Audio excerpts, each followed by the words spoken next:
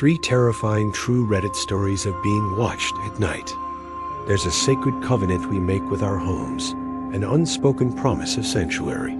But what happens when that promise is broken? Not by a fist through a door, but by a gaze through the glass. What happens when the one place you should be safe is profaned by a pair of unseen eyes?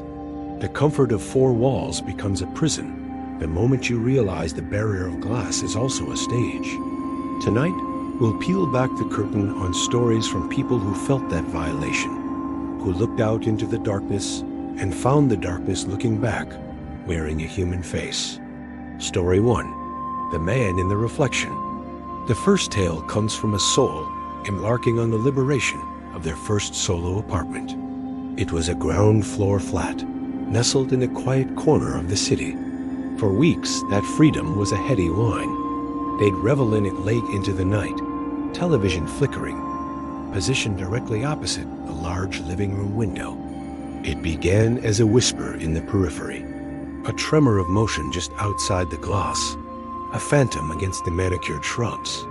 They would kill the movie's sound, lean into the gloom and find nothing. A trick of the light, a stray animal. Rationalizations we offer ourselves before the real dread sets in. But the feeling returned, a prickling on the skin, that ancient animal instinct screaming, "You are not alone." The true terror, the kind that reshapes your world, arrived on a Tuesday. They were watching a film, and the screen, for a single pregnant moment, went black. In that polished abyss, their living room was thrown back at them in perfect detail. The couch, the lamp, their own form, and grafted onto the reflection, standing just outside the window, was the silhouette of a man, motionless, a statue carved from shadow. A glacial cold flooded their veins. They didn't move. They didn't breathe. The movie roared back to life, shattering the image, but it was too late.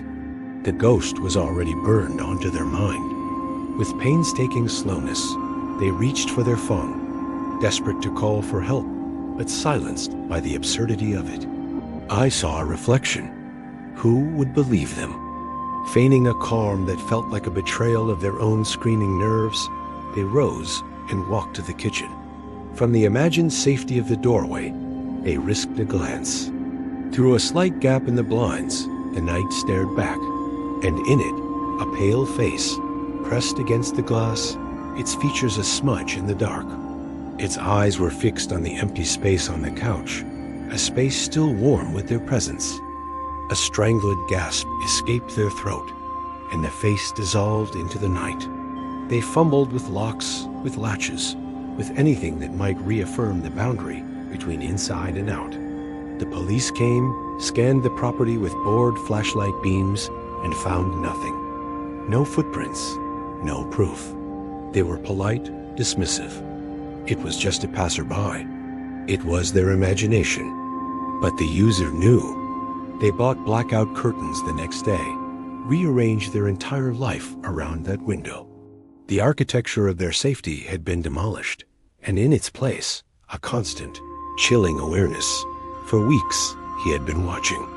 Every mundane act, every private moment, had been a performance for the man in the reflection. Friggin' weirdo.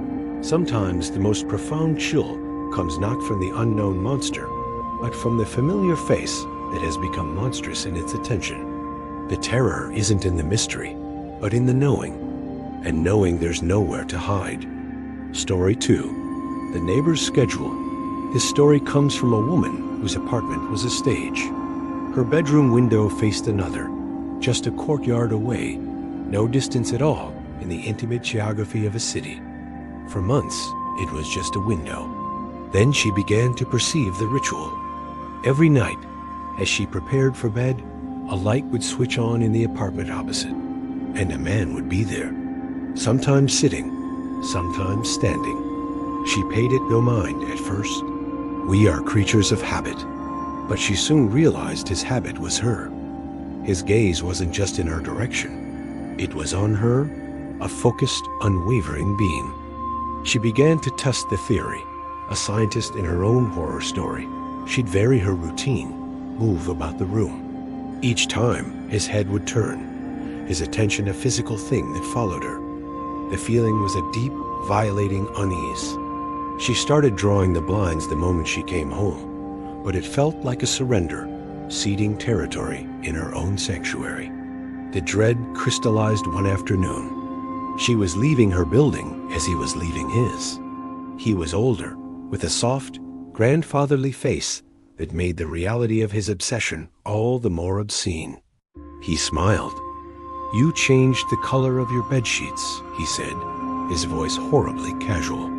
"The blue was nice, but the green is very calming." She was rendered speechless, a spike of ice in her gut. She'd changed them that very morning, with the blinds, she thought, fully closed. Had there been a gap? Was he watching so intently that he could perceive the slightest flaw in her defenses? She muttered something and fled, her own heartbeat a drum of panic in her ears. She told the building manager, who offered useless sympathy. She told the police, who offered legal boilerplate. How do you legislate against a look? Unless he threatened her, unless he crossed that physical threshold, his watching was not a crime. She was utterly, terrifyingly powerless. The nights were the worst. Lying in the absolute blackness of her room, she could feel him over there, in his own darkness, watching her window, waiting. She was no longer the protagonist of her own life, but a silent actress in the squalid theater of his obsession. She began searching for a new apartment, not because he was a threat to her body, but because he had already consumed her soul. We can, perhaps, understand the hungry obsessions of a man, but what of the watcher that defies understanding? The shape that has no place in our world, yet perches just outside it, gazing in with eyes that are not eyes at all? Story 3. The Thing in the Tree. Our final story comes from a house that bled into a forest, where the family lived by a strange piece of familial catechism, a commandment passed from parent to child. Don't look out the window at night.